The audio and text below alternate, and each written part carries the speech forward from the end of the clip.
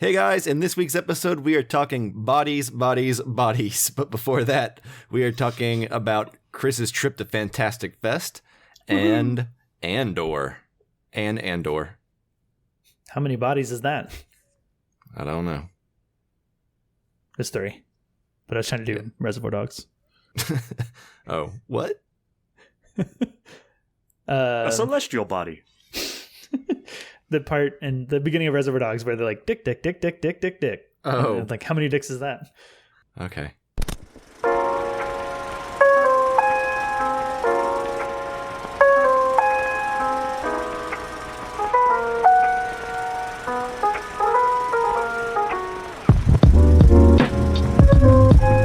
Hello and welcome to the Casual Cinecast, powered by Cinelinx. My name is Chris, and with me as always is the first body of bodies.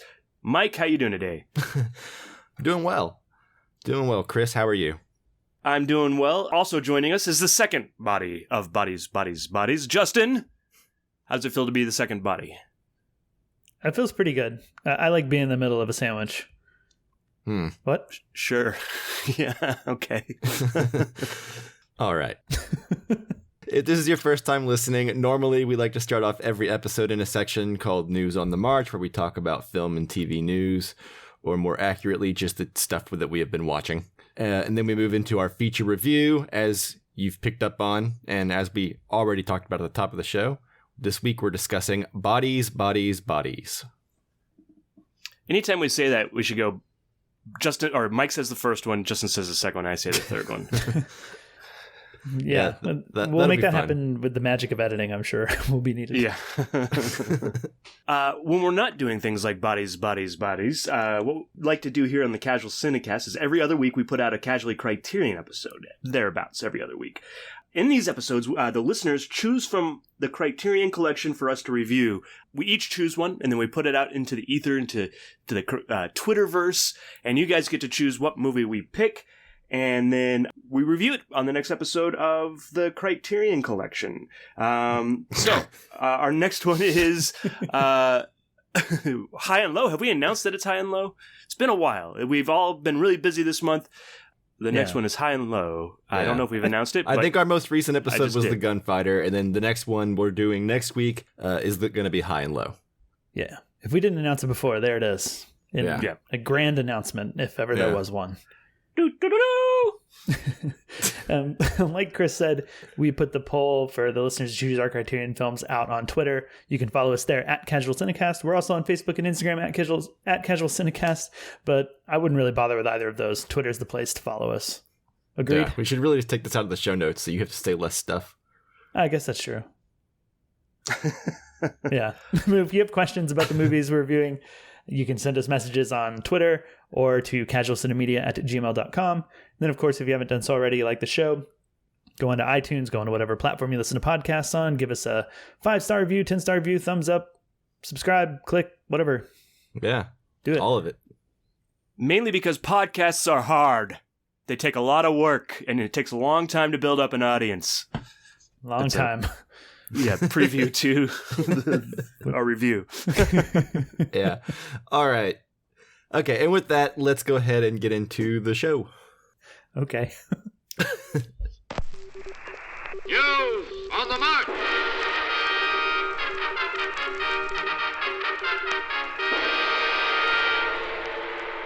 All right, so real quick before we get into the usual News on the March type of fare, I wanted to just plug a guest appearance that I had on the Cinemus podcast. A good friend Mike from Cinemus, he's been on our show a bunch of times. We've been on his show a bunch of times. And I had a recent appearance to talk about a movie that's pretty infamous and that was pretty daunting to both watch and discuss. And that film is D.W. Griffith's Birth of a Nation. Yikes.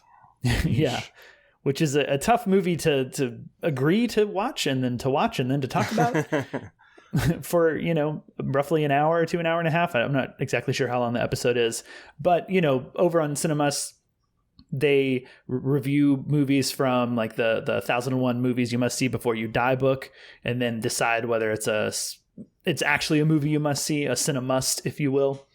So at some point, somebody needed to tackle Birth of a Nation because, for better or worse, it's in the book. It's in the book. Yeah, it's a milestone of cinema, regardless of its side effects. Sure. So somebody had to tackle it, and I was the person who, again, for better or worse, agreed to do that. But the episode is out now on their feed. But have you guys listened to it yet? Or are you going to? I don't blame you if you don't. It's in my app, downloaded, ready to listen. Oh yeah, I listened to like half of it, and I found it pretty good. It's a tough thing to talk about. Yeah, I was like, I'm done. Yeah, yeah, fair enough. It is a really good conversation. It was fun, and not so much in like we had a romping good time, but like, a fun discussion, an interesting discussion to think about and talk about this film. Sure. It's like you said, it's a daunting movie, right? Because like, even on terms of just watching it, like it's long.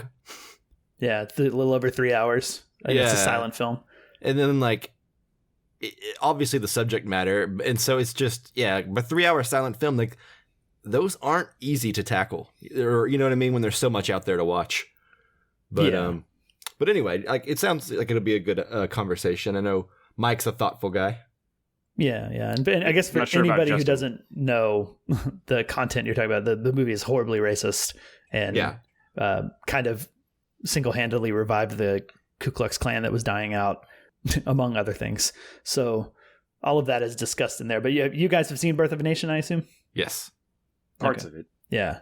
I would hate to like, I don't want to give away whether or not I voted this a Cinemust or not, but I would hate to like recommend this film to anybody or suggest that you should watch it before listening. So I imagine anybody listening has already watched it if they wanted to, you know? Yeah, I was about to say, like, there's really no reason, in my opinion, for anyone to watch it other than just like its importance, like historically for film. It's like, if you're into films, and you gotta probably watch it eventually, right? Yeah. But I mean, if you're just like have no interest other than like, you're not gonna have a good time going back if you're not a big film nerd, I don't think. Yeah. I guess if you want a deeper discussion on that, go check out Cinemusts. They're in every podcast feed I know of. Follow them on Twitter at Cinemust. You can actually vote to decide if Birth of a Nation is a Cinemust or not. And we'll leave it there. And toss it over to Chris. Yeah. Chris had a big week. Yeah. I just got back from Fantastic Fest down in Austin. It's about 3 hours away from me, but it was a great trip. I figured I'd tell you guys like my 5 favorite films. And I would say kind of like besides the headliners, because all the headliners were really great. Like, Bones and All played, The Menu played, Decision to Leave played, Banshees of Inisherin played. So, and all those were really great. But they also get a lot of attention, right? And you're going to see them when they come out in the theater, or you're going to hear about them. I figured I'd do... How many films did you see total? So there's a total of 36 I could see, and I saw 29. Pretty good. Slacking. Yeah. And I missed the last day because I was... Like, I had to go to work the next day, and I was like, I just want to go back home and get ready for work and all that stuff. So yeah, these aren't in any particular order. One that I saw called Attachment is about 2 women that have a relationship and move back in with their mom, and it's a horror film of sorts. But I would like, the thing that I really loved is the love that is at the center of all 3 of those women's relationships. They all love each other, but they maybe aren't communicating the best, and so weird things happen. It's directed by Gabriel Bjergislason. I'm probably mispronouncing that. But yeah, if you get a chance, I don't know that it has distribution or anything like that, but I would really suggest you check it out and then write into us and tell us what you think. Another one that I really liked was one called The Five Devils. This is a French film. Cool name. Yeah. It's actually... Like, for a long time, I was like, what does the 5 devils mean? Like, in relationship to the movie. Because in the movie, there's this little girl, and she uses smells, somewhat like that, perfume movie, but she uses these smells in order to time travel. So I thought the Five Devils had something to do with like the five senses, but it turns out that it's much simpler than that. The Five Devils is a region of mountains in France, I believe. So where like the movie takes place. Oh. That's cool of a title now, isn't it, Mike? Yeah. Boring. I mean, I guess it's a cool place. I just didn't, like when I was trying to read into what it meant, I had all these other ideas, Right. I'm sure this actually it might fit. I don't know. Sure, it could. The five senses would work. It actually stars Adele Exarchopoulos, who also starred in probably the one that we know the most is Blue is the Warmest Color. I was about to say it. That's what I was thinking of, is Blue is the Warmest Color. Yeah, she's really good in this. And the little girl that she that does all the time traveling, and she kind of explores what her parents' relationship was and stuff like that. It's kind of a weird device for this movie, but I think it really worked. There's actually this really great sequence where they use the song Turn Around like in a karaoke bar, and it was just like so touching. So really good. Anyways, yes, it's really great. I really enjoyed that movie quite a bit. Another one that I really liked was Missing. And this is a Japanese movie. Or at least the director is Japanese, but he used to work with Bong Joon-ho a lot, like on like as an assistant director, I believe. And it's about a serial killer. And if you guys like movies like Memoirs of Murder and like Mother, You mean Memories of Murder? Yeah, is it spelled that way or is it spelled Memoirs? Anyways, yes. I think it's Memories. If you like those movies, Memories of Murder. If you like those movies, you'll like Missing. It's about a serial killer, and I feel like going any further, it's about a dad that like kind of witnesses someone that they're looking for, and then he goes missing, and so the daughter's looking for him, but it's told in kind of this like disjointed time frame wise. They skip around in time, so but I really enjoyed that, and that is the fourth one, so I got one more, and that is Smoking Causes Coughing, and this is by Quentin Dupieux, the same guy that did Deerskin and Rubber. And it's about this team of like Power Rangers that are all named after elements of tobacco. But they're against smoking. It's really weird, as you would expect. But then they go on a retreat because they are no longer functioning well as a team. And then they end up telling each other these ghost stories. And if you've ever seen Quentin Dupieux's movies, you know that they're like, weird and funny. Yep. And I never saw Deerskin. Deerskin's good. I think you'd like it. It's really short, too.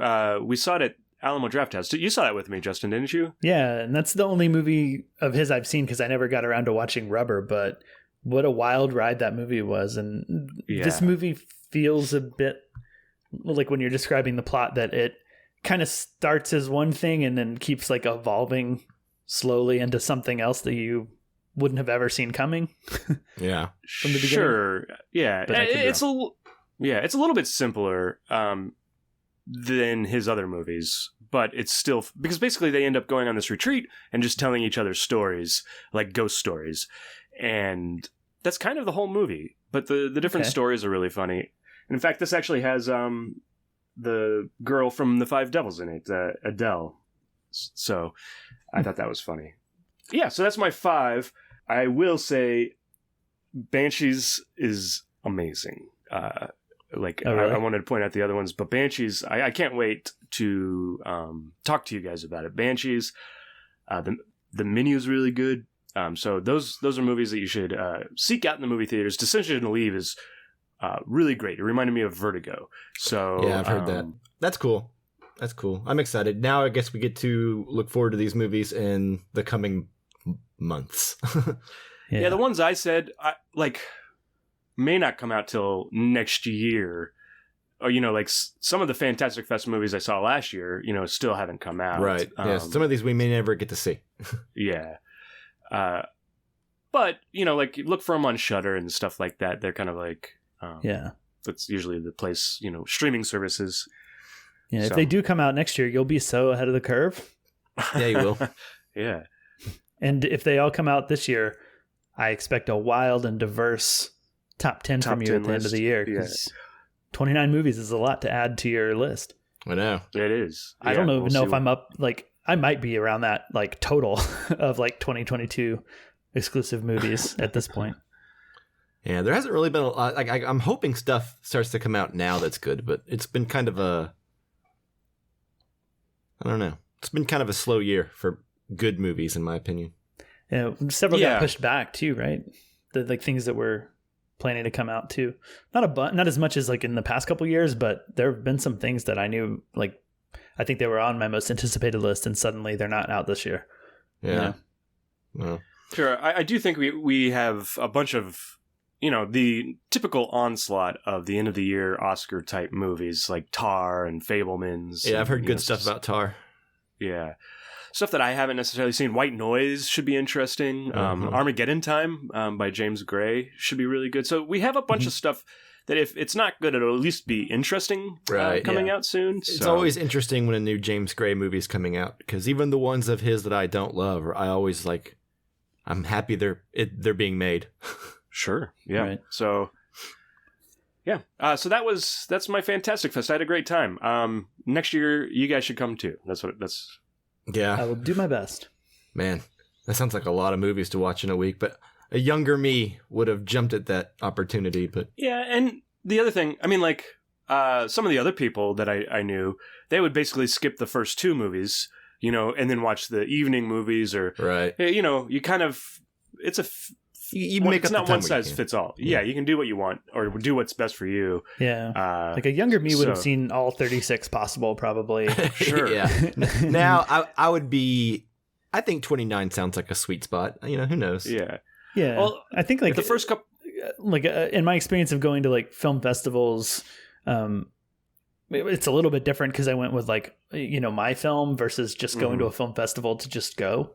Right, I've always had like a film involved anytime I've been to anything. And like, there were so many times that like I had all these movies to watch, but then it was a bit like, hey, I met these really cool people, and like maybe it's cooler to go and just talk film and talk other stuff with them at lunch and skip over this movie. It's like, I feel like that could happen pretty easily these days. It could very easily. Like, one of the cool things about Fantastic Fest that I like is, like I made friends there. It's like kind of like summer camp for movies. But like every time I'd go into a movie by myself, which wasn't always, but a lot of the time, I would sit down next to somebody and I would just simply ask them, like, what's your favorite movie so far, or something like that. Yeah. And usually that was enough to like spark up a conversation to last until the movie started, right? And sometimes those people, I would meet up with them afterwards and talk to them and stuff like that. Like I actually met the guy that ran Scarecrow Video in Seattle, which is like kind of this infamous. Or at least he said, as far as I know, he told me he did. But this infamous place in Seattle where it's a giant video store that's still working. He wasn't quite impressed by me working at Blockbuster. Yeah, he's probably mad at you, honestly. Yeah. Anyways, part of the problem. Yeah. Well, cool, right, man.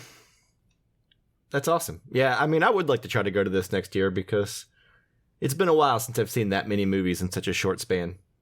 It's so much fun. And, well, I know we want to move on, but, like, the thing is, when I say it's like summer camp for movies, like, it's because everybody is into movies. Like, most of my everyday life I spend around people that don't watch movies, know? And then I go to this, and everybody watches more movies than I do, and that's a great place to be at, like... Sure, yeah. Well, it's infectious if you like that kind of thing, because it's easy to fall out of, like, indulging in so many movies, because, like, yeah, you're right. A lot of people you hang out with in your normal everyday life don't, love movies the way that, like, I like to watch movies, so it's easy to kind of fall out of that when you're not really around it, which is part of the reason why I like doing this podcast as often as we can, because it gives me an excuse to watch movies and then talk about them with people. So I get what you're saying. Okay, now we can move on. Okay. All right. Well, before we one more thing. Oh no! Don't just you kidding. dare. All right. I think we only have one more thing to talk about before we get into the main review, and that is Andor. We have all seen the first 4 episodes of that now, and I guess it's well underway of this 12-episode first season. 12 episodes seems like a lot. Well, yeah, I think that they're doing 2 12 episode seasons, and then it'll lead right into Rogue One. So that's cool. Yeah. Seems like Super they have a plan. fun. Yeah, now Rogue One is to get like the full story. You're gonna have to do like a 25-hour like experience. Well, maybe not that much. 20-hour maybe. Yeah. A lot. But I guess that's shorter than some TV shows, right? I guess. That's true. That's true. But then again, I mean, so far this has been kind of its own thing. But yeah, Star Wars is very mix-matchy and crisscrossy and stuff like that. So it's like, who knows if that will be even the full experience by the time the show's done, if they don't weave into something else. True. But anyways, I guess we'll start off with Justin. What do you think of Andor so far? Go on. Yeah, I love it. I mean, I don't really want to take up too much time going on and on about it, because I'm sure we'll go on and on about individual things, but like, I think the show's great. I think it's maybe the best looking Star Wars thing apart from like the newer prequel movies. I think it's yeah. I mean, it looks great, but I mean, part of that is they're filming in Scotland. yeah, like, on location. But even like the city, sets like in the first dirty episode. Yeah, it's heavy like Blade Runner and Blade Runner 2049 sort of vibes. That first episode, yeah. In that, and then like, so that even to me just looks better than normal, and it's the thing that is constantly like, punching me in the face as I'm watching the show. So like, forgive me if I'm not like super detailed on like other stuff that I love, but I'm kind of just constantly in awe watching the show of just how good it looks. Sure. Especially the Scotland stuff. But I like the characters. I like the tone. I like the vibe. It's definitely less action based and more, definitely. I guess, espionage type thing, and a little bit just more adult, a little bit more broody, a little bit more moody. And I am enjoying that sort of Star Wars. It feels refreshing to me. And so far I'm loving it. Yeah, I agree with you 100%. What about you, Chris? Yeah, I think the thing that makes this, well, the way it looks is one thing. I think it looks great. I think The Mandalorian kind of looks this way, or maybe it looks more animated, but it looks good. Mandalorian. I'm still a fan of the way that looks. Yeah. But this looks very different, especially compared to Obi-Wan and stuff like that. I really like how down to earth this looks, and then also down to Andor is what I should say. How well it looks, or the writing is really great. There are dialogue moments where I'm like, we don't get this in Star Wars, and I'm really enjoying that. It is definitely not the Star Wars people are used to, especially with all the TV shows where there's like, a lightsaber battle or something like that, like a set piece in each episode. Right. I'm sure there will be some sort of sequence where there's action. We haven't really seen it yet, although the third episode had a little bit of action in it. But I like... Oftentimes I think I complain about Star Wars, like, Star Wars and Marvel, I'm kind of feels like sometimes the dissenter, or maybe that changes from time to time. But right now I'm in the mode where like, I feel like I'm in general the dissenter about those things. However, this is kind of what I want from Star Wars, or like, I want something that's a little bit more well written, a little bit where I can kind of sink into it more, as opposed to,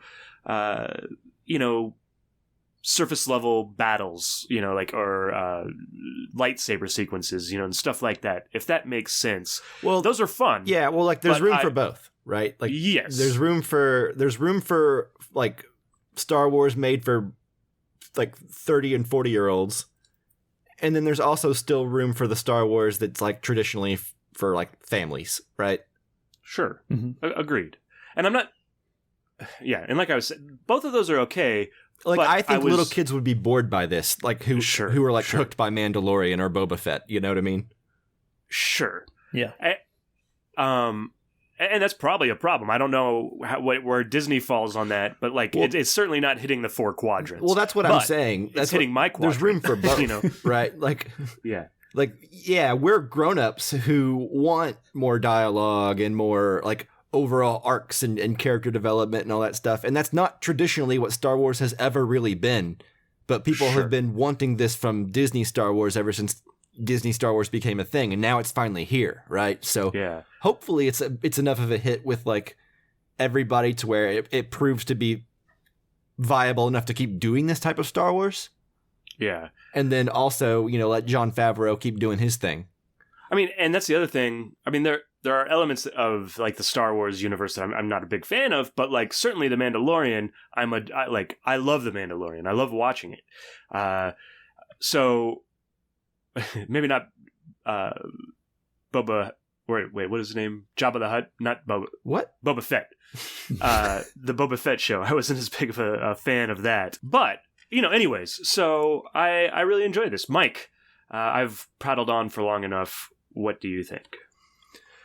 I'm right there with you guys. I think this is like a lot of fun, right? This feels the most like a Star Wars novel brought to life to me. Yeah. They even like take terms from like some of the novels that I've always been like, that's kind of corny. But then like they actually say like in like I think the first or second episode, someone says I'll make you some calf, which is like the Star Wars version of coffee. Yeah. Mm-hmm. It almost isn't that what they call coffee in The Expanse too? Yeah, I think so. But I've always found some of that stuff in the novels to be a little corny because I've never heard it said on screen before. So it kind of like legitimizes even like the novels a little bit more. So that's kind of fun, I guess. But this is good. It's like I said, I don't know that it's going to be like as big a hit as like The Mandalorian or Obi-Wan, just because it's not traditionally what Star Wars has been, but it is what a lot of people have been claiming they want from Disney Star Wars. So maybe word of mouth will catch on and the people will give the show a shot, but it seems like there's not a lot of buzz about it right now. I don't know. Yeah. I think what you said, there's kind of my feelings on it is that it feels like the Star Wars that people have in their heads that when Phantom Menace comes out and we have Jar Jar Binks, suddenly they feel like Star Wars has changed and become this thing that they don't recognize or like too childish or something. Like right.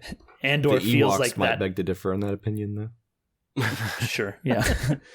But it's what like was built up in the head sometime of like characters and how like things are supposed to be like a lot cooler than they really are if you watch a ton of Star Wars stuff. Yeah, Star Wars has always been a little bit outrageous and goofy. Like at its core, Yeah. But I think, like whenever grown-ups come into Star Wars, like that's what they're thinking in their brains is like Rogue One and Andor. Like that's what because they're grown up now. They're not 6 years old anymore. Yeah, Star Wars, they expect Star Wars to grow up with them, where it doesn't. Yeah. And you just remember it like when you're a kid, your perception of what is like badass or cool is a little different than when you're 30. So you need more to fill your cup of badass and cool. So sure. I that's kind of how I feel about it. It's just before I like really more recently started like really diving into a lot of Star Wars, I probably had my perception of how cool Star Wars was probably a little bit closer to Andor and a little bit less like the prequels. And now, I've been bouncing back and forth between the Clone Wars animated series this year. And then now Andor's coming out as I've been finishing off Clone Wars and like bouncing back and forth. I really love having the option, right, of tone and the difference because I'm watching so much Clone Wars. I'm consuming too much Star Wars to go also read a Star Wars novel. Yeah, but that'd be crazy. But when Andor comes, it's so different that I can easily get hyped, even though I've just watched 2 or 3 episodes of Clone Wars, to go watch the new Andor because it is so different. And that is cool for me to like have that freshness and keep it from being too, overwhelming. I can't think of the word, but whatever. You know what I'm saying? Exhausting. Yeah. Yeah, burnout. Well, yeah. Well, I think what's interesting about Andor is like, it's showing us like Coruscant in a new way, right? And that to me is like so fun. Like learning more about Mon Mothma, this character that's always just sort of been like the lady that stands there and gives orders. Yeah, to the rebels to go do something fun. Now we're seeing her, get mixed up into stuff, and we're seeing stuff that like has existed in the cartoons and all that stuff, but we're seeing it in like a gritty, real way, and it looks good. I know I agree with Chris, and I know Justin, you probably feel this way too. That like the Mandalorian looks good. But like this is like practical sets, like real world locations dressed up to look like Star Wars sets, and it just kind of hits a little different, Yeah, and it feels real and gritty. But like I'll never get tired of like there's a scene in episode 4 where they're just like walking through like the beautiful highlands of Scotland, and then all of a sudden you hear like a TIE fighter go, and then just like seeing TIE fighters operate like in like a real atmosphere, Mm-hmm. and kind of like be in or like like in like the mist and the fog. It just and like treat them like real planes instead of like expendable things for X-wings to shoot down. Like it actually treats them like they're scary, Sure, yeah. And it handles it with weight that a lot of times traditional Star Wars doesn't. Right, stormtroopers aren't very scary. TIE fighters aren't very scary, but like that traditional TIE fighter sound in this new tone that Andor brings, it's actually like gives it weight. Like they have to hide from TIE fighters, and yeah, I don't know. It's just cool. Like it treats it like an old timey war picture, and it plays it straight. And I think that's what works, is because Tony Gilroy is not a Star Wars fan. So what he has to do is he has to tell an entertaining story that doesn't rely on the the traditional, like, you remember this, wink, nostalgia this, wink, that stuff's in there, but it's sprinkled in there into a way that's not going to affect the plot too much. Yeah. One of the things that bothers me the most when I watch like Star Wars, and especially, I forget what movie it was, but there was like one, it's like the characters are like saying the same lines that come from the original trilogy, like, don't tell me the odds or whatever, and you're like, okay, I get it, I like that line too. But I don't like it here. Again, I've got a bad feeling about this. Yeah, I've got a bad feeling about this, which is great. I love those lines. I just don't need them rehashed over and over again. I remember you guys said it. If I want to watch that movie, I'll go watch that movie. If that makes sense. And that is a thing that is not a problem in Andor. Right. Yeah. I say that now, having gone 4 episodes in, so we'll see. You're jinxing it, man. The 5th episode is going to be, you're going to come across like a Jar Jar Binks statue or something. Yeah, but anyway, anything else we should say about Andor? The only other thing I just wanted to say is I enjoy these types of performances, and it kind of goes along with the tone of the show and everything we're saying about that.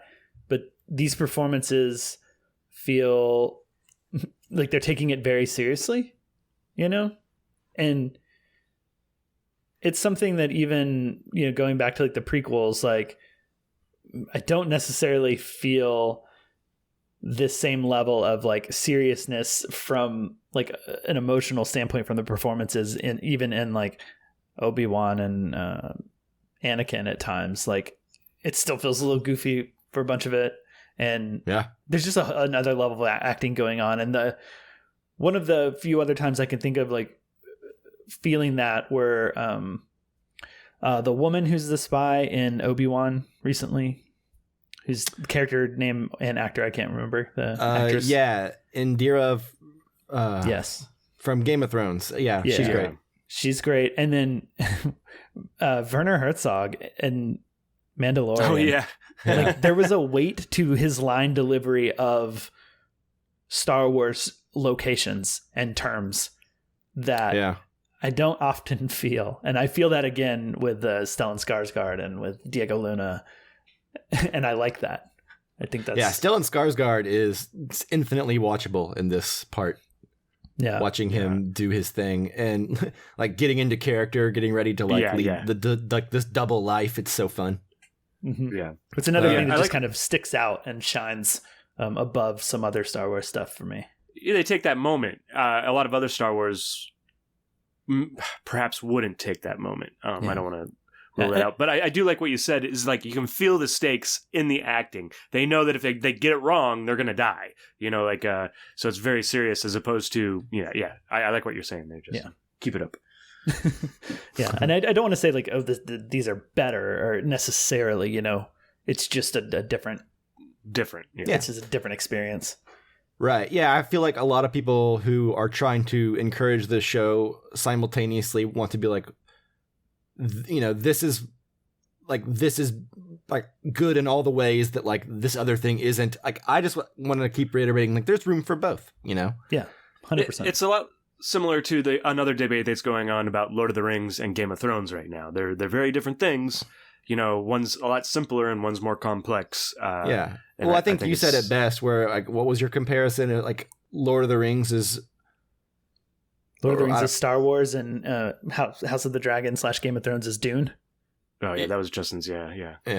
Is that what you said? Did I say that? Yeah. I thought Chris said that. Oh. Well, I'll take credit for it, but I'm pretty sure either way, I don't know that that's. I think Lord of the Rings fans might disagree with you, but I think what you meant as far as like maybe tone, not necessarily like I don't know. Lord of the Rings fans, I think, don't like Rings of Power because they're not taking the lore seriously enough or something. I don't know what's going on with that show, but I don't know. People have opinions about it. I know that. Yeah, I mean, we don't need to get into that. That's probably a discussion for another day. Yeah, sure. All right. Well, anyways, main event now. Main review. Are we done? Yeah. Yes, let's do bodies. Bodies. Oh, there you go. Well, almost. Close enough. Editing. Fix that. Yeah. All right. I'm smart! I'm strong! I'm ready for what comes along! I got good friends! We'll stick together till silence! Stop. Who wants to play bodies? Yes! Oh my god! Does anybody have service? Yeah. What's going on? I'm a hot girl, pop girl, rich girl. Guys, I get so stressed out every time we play this. Someone always ends up crying. So how do you play? I'm a hot girl and I come in different flavors. If you draw the piece of paper that has the X on it, You are the murderer. everyone else has to avoid being killed. What is that? Xanax, do you want one? Yeah. When I pull up and step out the shine. What is happening? Our friend is dead. So if you could just not escalate this situation, I'm not escalating. You're holding the knife and you're moving your hands while you talk. That would be so fucking obvious if I were the killer. David. More. You're always gaslighting me. You fucking trigger me. You are so toxic. Relax. You're silencing me. Is that all you got, motherfucker? All right, so as always with our newer films, we will be doing a spoiler-free section up front. We're going to give our general thoughts and not really talk about the movie in any super spoilery detail. So if you have not seen Bodies, you can continue listening. And before we get into spoilers, we'll give you a warning. We'll play a bumper so that you have plenty of time to pause the podcast, go watch the movie, and then come back and finish listening. Bodies was directed by Helena Rain, Amandla Stenberg, Maria Bakalova, and Rachel Sennott. The IMDb synopsis says, when a group of rich 20-somethings plan a hurricane party at a remote family mansion, a party game turns deadly in this fresh and funny look at backstabbing, fake friends, and one party gone very, very wrong. Mm-hmm. I think, I don't know if you said those last three names were the actors or if you cut out, but it sounded like you said that all four of those people directed the movie. Oh, no, I think it stars Amandla Stenberg, Maria Bakalova, and Rachel Sennott, if I did say that. Okay. Yeah, I'm not sure. It was just cut out and I missed that part, but just Who wanted knows? to clarify. I don't remember. But 4 directors would be something. Yeah. It took a lot to direct this movie. Should we add one more bodies to the title? Yeah. Yeah, that's maybe overkill, maybe. But yeah. Anyway, that synopsis sucks. It's very long. It's long. Too much information. Yeah.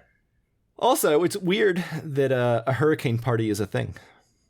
Didn't realize that was a thing. Yeah, I don't know. That must have been going off in Florida recently, right? Oh boy, yeah. If they are, there's been a lot of them recently. Yeah. Not to make light of that situation. Yeah. Jeez. Way to... Anyways. You talk about Birth of the Nation once, and then you feel like you can make fun of whatever you want. Yeah. You're just making the mood all kinds of uncomfortable today. What did you think, though, Justin? Of Bodies, Bodies, Bodies? Mm-hmm. I actually really like this movie a lot more than I thought I would. Sure. I think, I don't know what about it, just maybe it's a little bit of burnout from this sort of A24, just like super bizarre or weird or indie like horror film thing. Like it almost felt like a stereotype in some ways to me. For the record, this is also A24 though. It is, yeah. Okay, yeah. So I don't know. It almost felt like a cliche. It's sometimes when I would see the trailer, I'm like, I can't tell if this is actually going to be good or if it's just something to A24 for its own good or something. And I actually found it to be a lot more interesting once it gets going, and a lot different than what I expected in terms of the way that it's interested in the relationships both on the surface and underneath the surface between all the different people in the movie, and how complex those were was a bit of a surprise to me. And you know how much that affects the movie was, and the plot of the movie, right, was really fascinating and kept me interested the whole time. Like I found this movie to be a lot more of a satire than I expected, and a lot more like diving into like some of the funnier quirks, I think, of 20-somethings these days. Maybe that's a look from being older than that, looking at a younger generation and the way that they are, and finding humor in that in places I shouldn't. Or maybe not. Maybe it's intentional. I feel like it's a bit intentional to have fun with some of those quirks and qualities that like this sort of like raised on social media generation has. Yeah. And I found it entertaining. I think overall what's less good about this movie is sort of the horror plot element about it. Like I actually just found the relationships and the friendships and secrets and sort of stuff like I found that a lot more interesting, to where like all of that sort of like horror aspect kind of went on the back burner for me. And all the performances in that sense are really good, because I really enjoyed them as characters and everything. And I don't know if I have a lot to say in terms of the production of the movie. It's pretty cool. They do a lot with like where the scene feels like it's being lit by like a flashlight or a cell phone light. And so it's very dark, and some of those sections seemed pretty cool to me, but otherwise I'm not sure I have a lot to say about like how good the film looks, or how like, you know, masterfully shot it is, and or like intentionally shot it is. But yeah, I'll leave it there. I enjoyed it a lot more than I thought I did, and quite a bit at the end of the day. Like I think I'm in the like 3.5 to 4 out of 5 stars range. So yeah, Mike, what do you think? Yeah, I actually watched this movie last week. I didn't realize we were going to be talking about it on the show. I just watched it one day. Yeah. And yeah, I would say it is a mostly very clever movie. Sure. And I think that's a solid compliment. I'm not trying to be, facetious there at all. I think it's just mostly very clever. Like all the character dynamics and little bits of dialogue that are flying at you in the first 20 minutes will pay off. Like I don't think there's any conversations that don't somehow build on your understanding of the dynamics between these characters somehow. You know, mysteries are introduced, and the resolutions of which are, I think, pretty clever and kind of funny, and you know, things that set this whole party in motion, this whole, you know, the horror elements in motion, I think are paid off in ways that are worth it, with like a nice kind of twisted sense of humor about itself. And yeah, to me, it reads mostly as a satire, where you're supposed to sort of look at the you know, like these people all sort of represent a time and a place and a generation and a social class on top of that I think we're supposed to be looking at as well. So yeah, at the end of the day, like a lot of good performances here, mostly pretty funny. I don't think it's quite as clever as it thinks it is the whole time. But yeah, solid performances the whole way around. The actors really sell it. And yeah, it's a fun, funny, interesting little suspense. I wouldn't even call it straight up horror movie. You know, it's I don't think it's as interested in the horror so much as it is maybe the suspense or the mystery of the whole thing. But yeah, I don't know. Chris, what do you think? Yeah, this movie is The Big Chill meets Scream, or like meets Halloween. You know, like it's a weekend getaway, and instead of just like talking stuff over, there's a murder or stuff happens, right? I think I agree. I don't think this movie is necessarily interested in the horror aspects of the movie. That while they're there, it's the framing device in order to get these women in a room arguing about their personal dynamics in like using the lingo of Twitter. You know, this movie, much in the way that Big Chill probably made me feel young, this movie makes me feel old. But I liked it, and I thought that the writing stood out from the rest of the movie, or was really like kind of the thing that was, I don't know, the crowning part of the achievement of the movie is this writing and the dialogue that's happening, and then of course the performances.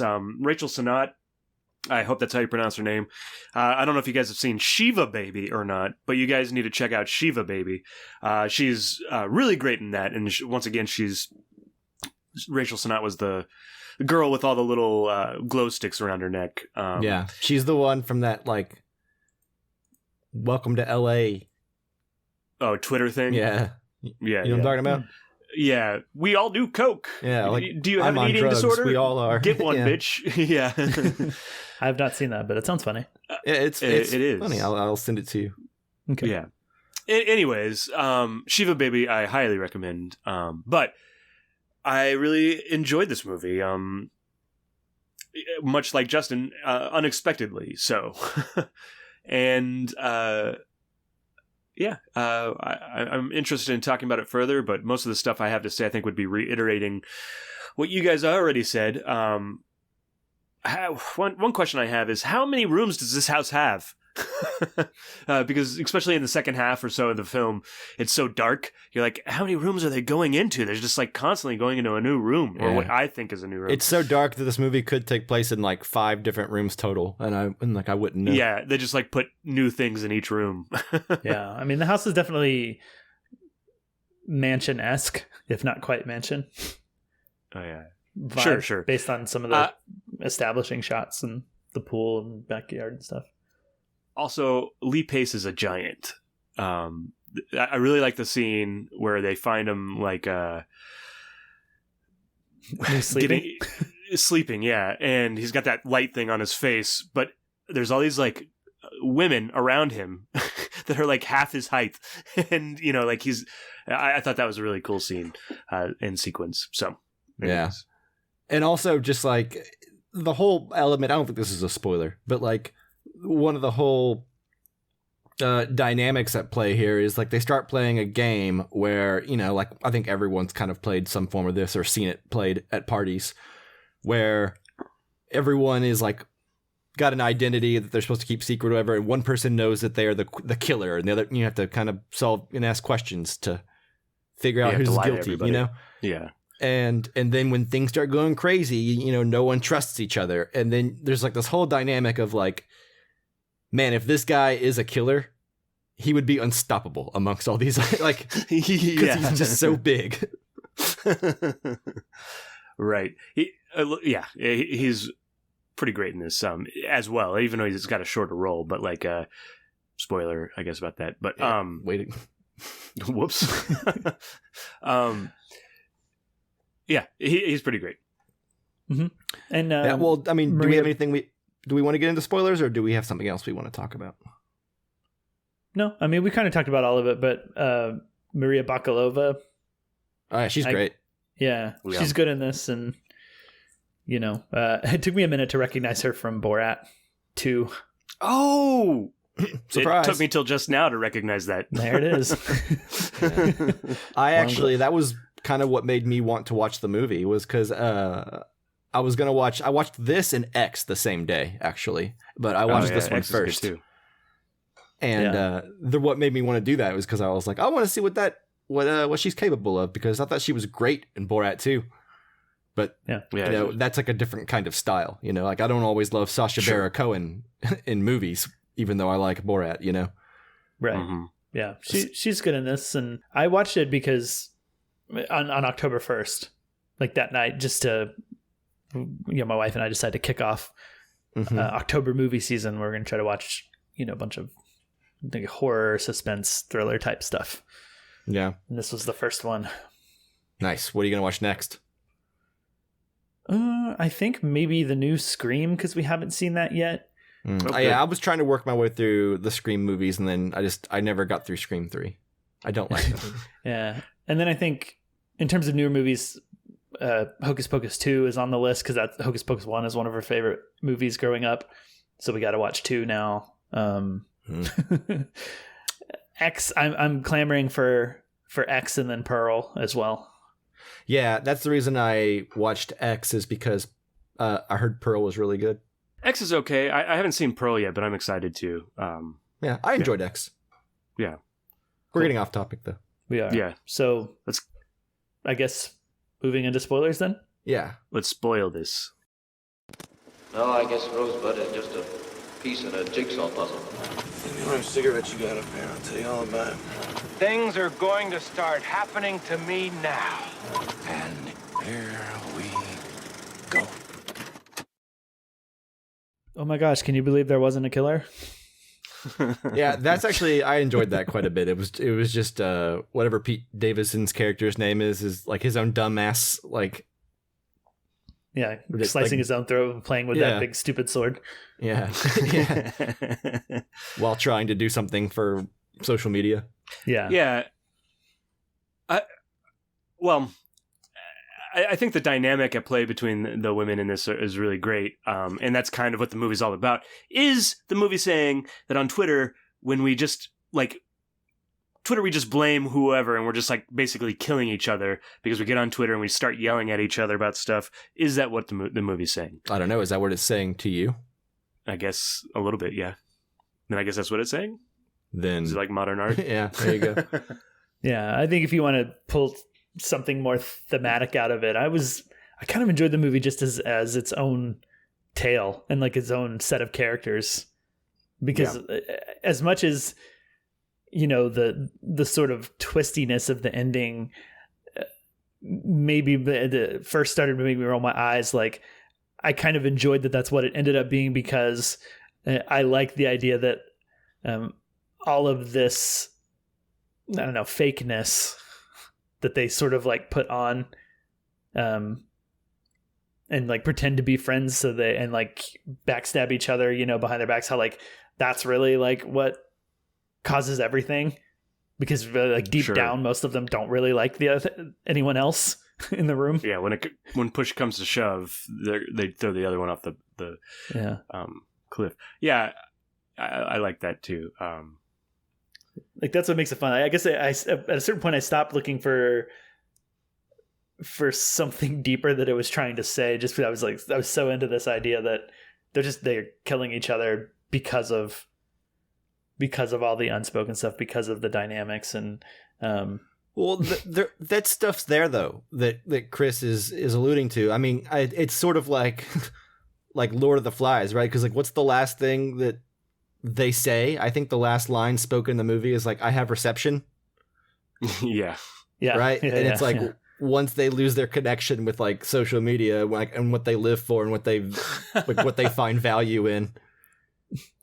The Lord of the Flies. Their entire that's like social being in structure the breaks wilderness down with no resources and no. Yeah. They just don't have connection to the internet. It's like that's funny. I hadn't thought about that. Yeah, me neither. But and like I think that's evidenced by how often those sort of like social media buzzwords pop up in their conversation. Well, Sure. yeah, and like you said, a lot of the entire like scenes are lit through their phones. Like Yeah. their phones are literally like they're guiding torches through this this maze of darkness. Yeah, I want to figure out what kinds of phones they have because my iPhone battery does not last that long, especially with the flashlight on. Yeah, They've all got those cases that have like a second battery inside. Yeah, okay, yeah. yeah, you just plug it in. Yeah. But yeah, I just kept like, despite the situation going on, like I just kept laughing out loud anytime they would drop a word like, "You're being so toxic right now. Like, quit gaslighting me." You Yeah, know, and yeah. like You're silencing me. saying these words that I think generally mean something a little bit more serious than what they're talking about sometimes. You Right. know? Well, Sure. that's like they've been so devalued and so like overused that terms like gaslighting just get thrown around. Yeah. You know, or like I don't know, it Triggered. was just like this whole like idea. Well, like the social dynamics of like not responding in in like a group text. Right? It's like it's played for a laugh, but at the end of the day, like the way these people like function and operate in their circle of friends and the way they communicate with each other, it's like not responding to a group text and then saying that you did is something like everyone knows you're lying about. And you just kind of have to like press them to ignore it. And so like it goes unsaid and unspoken, but everyone knows that that was a lie, you know, so it starts to rise and it's like, it's a stupid thing, but it's not because it's important to the way like this ecosystem of friends operates. You know what I mean? Sure. So when one person's like, doesn't have like the proper etiquette with like social media or online presence or whatever, they're going rogue.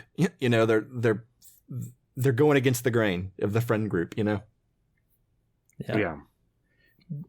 Did you at any point like the twist sort of thing of there was no killer happens really close to the end of the movie, but at any point were you like convinced that one person was? I mean, I wasn't thinking too hard about it. Yeah. The initial kill, I was like, well, that one's going to get resolved at the beginning no matter what. But I was pretty sure that like the girl at the bottom of the stairs, you know, it was going to be different than the initial killing. I knew there was more than one thing going on. Yeah.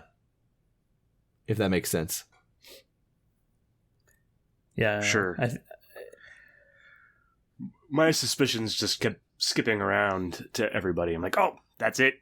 Yeah. And then 10 minutes later, be like, nope, it's that other person. Right.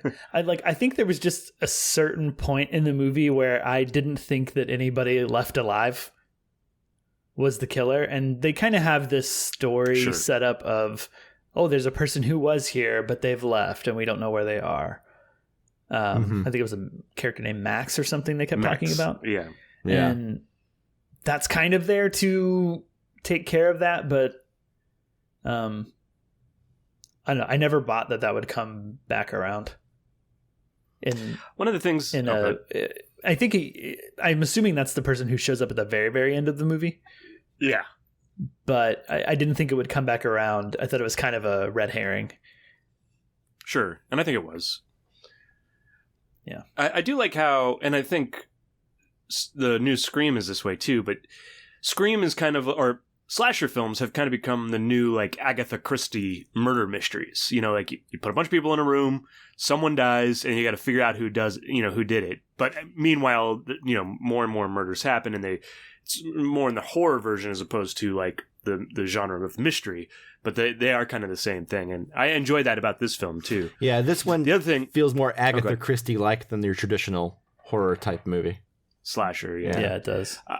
We'll have to talk about Scream when we get to that, when you guys watch it. The other thing about the ending that I like so much, this is a more realistic ending than any other slasher movie. You know, it's more likely that you just make a bunch of misunderstandings than somebody goes rogue and starts murdering a bunch of people, right? Like, yeah, well, it's more likely that, like, while you're scared and in a panicked state without all the information, that's whenever something bad happens. That's when the most things are likely to happen that are bad. Yeah. Yeah. I think if any of them had actually ended up doing it, like the 3 or 4 that are alive right towards the very end, like when the girl has the gun and then they shoot Rachel Sennott in the leg. Oh yeah, which was super funny. Oh yeah, like the fighter's like, you're on my leg. Yeah. Like if at that point, if any of those 4 had been the killer, I would have been shocked. You know what I mean? Like, like there's a part of me that's not surprised by the way this movie ends. So I'm like, oh, of course, like that makes sense because I didn't think any of these. But like, I would say that they did it in a way that like I really thought none of them could have done it. They could have pulled the rug out from under me. It would have felt disappointing if it had ended up being that, right? Where like, because then you have like some little, you have to explain it. You have just a little speech where there's like, how'd you find out, or what? I don't know. Like it would have just been lame. Yeah. And like kind of not satisfying at all. So I think this is the best. Yeah. Yeah. Agreed. The best outcome. But for anyway. the better in the long run. Yeah. But anyway, anything else? So another thing that's happening a lot in movies, and we are 3 guys with a podcast. I found the podcasting stuff. I love when they're making fun of podcasters because it like kind of hurts a little bit, but it's also fun, and I get it. But then the speech about like podcasting is hard, it takes a long time. I really enjoyed that segment, that little moment. What do you guys think as fellow podcasters? It was the only moment in the movie that I cried.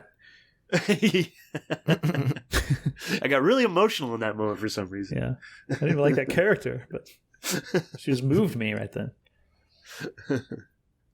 Yeah, I mean, everything that had to do with the podcasting, just because we do this, like, just tickled me, even before it got to like the over the top stuff. Yeah. But even when they're saying, did you listen to my podcast? Yeah, I listened. I really like it. Everybody rolls their eyes or whatever. The ultimate betrayal is like, I hate listening to the podcast. Yeah, she listens to it just to make fun of it. Which is what my mom does, which is really sad. She just makes fun of my podcast. She texts you timestamps. Yeah, you shouldn't have said that. That was dumb. Yeah, you big dummy. Yeah. All right, that's funny. Okay. Anything else? No, I don't think so. No. Surprisingly good. I really liked it. I look forward to seeing what these people do next time. Yes. Yeah. Helena Rain. Yeah, and Amandla Stenberg is actually going to be in the new Star Wars show called The Acolyte. Oh, really? Yeah, she's the lead. About that.